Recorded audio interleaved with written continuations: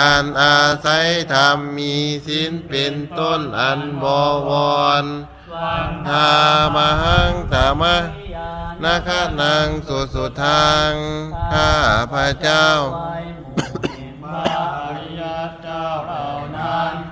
อันบริสุทธิ์ด้วยดีสังโฆ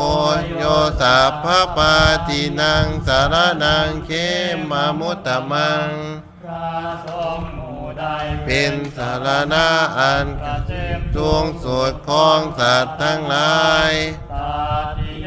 นุสติฐานังวันทามิตังสิเรนังอันเป็นที่ตั้งแห่งความระลึกองค์ที่ด้วยเสียงก้าวทั้งคาสาสนิคาโสวาสังโฆมีสามิกิสโรข้าพระเจ้าเป็นทาสของพระสงฆ์เป็น